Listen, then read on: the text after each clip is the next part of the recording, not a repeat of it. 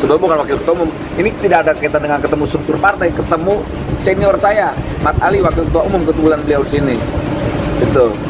Tadi saya ketemu Pak Willy, terus Iya. nanya katanya, ya ini kan Bang Noel tuh sahabat saya katanya gitu. Nah, saya bersyukur banget sebenarnya kalau misalkan Mas Noel tuh bisa bergabung dukungan Ya. ke Anies gitu. Ya semua kan senang aja.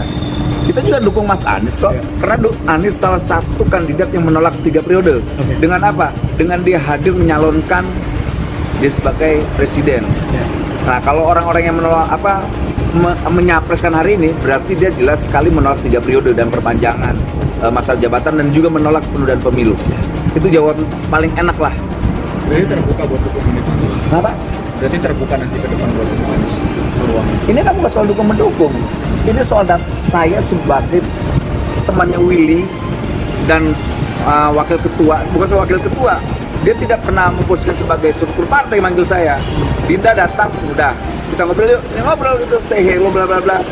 Apa kabar, cuma gitu doang. Nggak ada ngomong-ngomong yang kayak gimana lah, terlalu ribet-ribet tuh nggak ada. Kalau di luar pertemuan hari ini gimana setelah DPM-nya dibubarkan ya, akan tidak ada pilihan mau mana? Besok kita akan melakukan konferensi pers dan arah politik kita 2024 akan kita tentukan besok hari. Besok kita akan melakukan konferensi pers, saya akan undang kawan-kawan. Arah politik kita 2024 kita akan tentukan besok hari. Berarti udah menentukan bakal dukung siapa besok? Iya, besok. Kalau pertanyaanmu itu ya, Sedisinya gimana? berapa?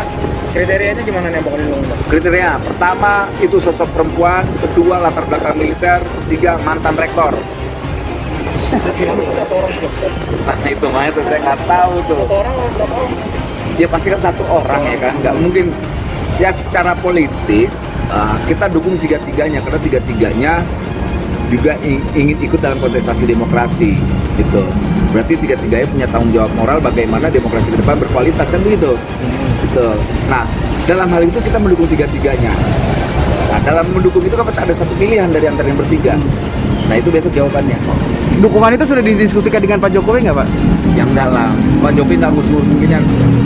Jokowi itu presiden kita itu tugasnya udah jelas ya, tugas-tugas kebangsaannya bagaimana bangsa ini lebih maju, bekerja dengan Indonesia sentrisnya, kemudian dengan nawacitanya. Nggak mungkin lah dia kerja beginilah. Dia bukan politisi, dia pemimpin. Saya kalau secara pribadi ya, tadi kalau dibilang sebagai relawan saya kira tepat gitu ya. Memang dari awal kita memang dengan kerelaan hati itu dan itu untuk supaya paling tidak di Jakarta itu baik. Dan kalau kita lihat terakhir hasil survei dari Populi Center itu mengkonfirmasi bahwa kinerjanya baik.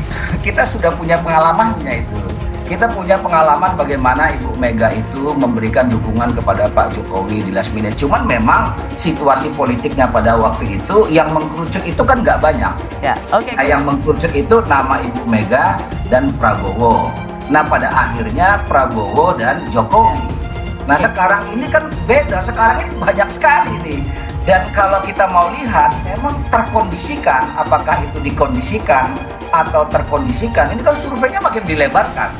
Apa dampak semakin dilebarkan ini? Semakin tidak ada sebenarnya calon yang dalam tanda petik itu memang Kuat sekali. sangat menonjol. Iya. Iya, makanya Pak Prabowo 26, Ganjar berapa 20, ini kerucutkan menjadi 3 misalnya. Kalau memang kita mau bikin misalnya realitas politiknya menggambarkan 3, saya yakin angka-angka itu bisa jauh lebih absolut lagi tingkat elektabilitasnya. Kali kita mesti pakai istilah jebakan Batman tuh. Kan tetap saudara siapa tadi Suni itu dekat dengan Ahok dan dia jadi jembatan antara Ahok dan pemodal. Jadi nama itu juga tricky tuh. Apakah betul pemodal itu pindahkan investasinya ke Anies? Dan kalau itu terjadi, tentu banyak orang yang menganggap bahwa Anies kok main-main lagi dengan oligarki kan. Jadi itu prinsipnya tuh. Dengan kata lain, Anies itu di dalam radar surveyor sebenarnya udah tinggi sekali. Karena itu mesti dilemahkan. Jadi membantu itu kadang-kala justru melemahkan. Itu yang mesti kita baca itu.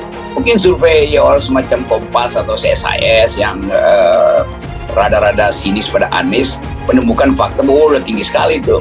Nah kalau begitu ada proyek lain, yaitu proyek untuk memasukkan variabel yang akan membuyarkan keadaan. Lalu dianggap bahwa survei Anies itu tinggi karena oligarki udah berpihak pada Anies. Lalu turun lagi survei Anies karena pemilih-pemilih captive market Anies, terutama masyarakat Muslim perkotaan, merasa bahwa Anies sama aja dong diasuh oleh oligarki itu. Itu yang dari awal kita deteksi itu, bahwa permainan survei itu dan permainan headline bisa menyebabkan seseorang itu dibuai lalu ditenggelamkan. Kan begitu. Tapi saya kira Anies paham itu tuh. Dan kalau isu bahwa Anies diasuh oleh konglomerat yang sama mengasuh Jokowi, ya memang cuma itu konglomeratnya. Jadi sangat mungkin juga bahwa oligarki udah putuskan untuk jangan lagi investasi ke Ganjar. Hati rakyat tak bisa dibohongi. Ganjar Pranowo nggak didukung pemilih Jokowi. 42% migrasi ke Anies.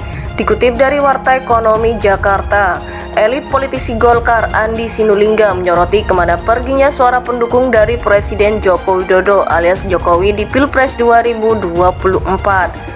Dirinya mengatakan suara mereka mulai bermigrasi ke Anies Baswedan dan Prabowo Subianto. Beda cerita dengan Ganjar Pranowo, menurutnya sosok tersebut tak mendapatkan dukungan dari pendukung Jokowi.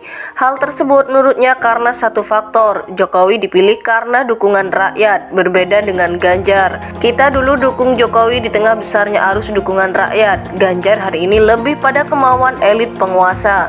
Ungkapnya dikutip fajar.co.id Selasa 2 Mei 2023. Ia mengatakan suara Jokowi di Pilpres 2019 tidak serta-merta bisa beralih ke Ganjar. Alih-alih demikian, Andi Sinulinga malah bilang suara itu bisa ke Anies Baswedan dan Prabowo Subianto. Mimpi 55,50% suara Jokowi 2019 bisa tumpah semua ke Ganjar. Ya enggak lah, gak lihat fakta. 42% pemilih Jokowi telah migrasi ke Anies dan Prabowo, paparnya. Diketahui sebelumnya animo relawan Jokowi menyambut Ganjar sebagai capres disebut tidak semeriah saat pencapresan Jokowi. Itu diungkapkan Bendahara Umum Pro Jokowi Panel Barus. Ia mengatakan suara Jokowi di Pilpres 2019 tidak serta-merta bisa beralih ke Ganjar. Alih-alih demikian, Andi Sinulinga malah bilang suara itu bisa ke Anies Baswedan dan Prabowo Subianto. Mimpi 55,50% suara Jokowi 2019 bisa tumpah semua ke Ganjar. Ya enggak lah, gak lihat fakta. 42% pemilih Jokowi telah migrasi ke Anies dan Prabowo, paparnya. Diketahui sebelumnya animo relawan Jokowi menyambut Ganjar sebagai capres disebut tidak semeriah saat pencapresan Jokowi. Itu diungkapkan Bendahara Umum Pro Jokowi Panel Barus.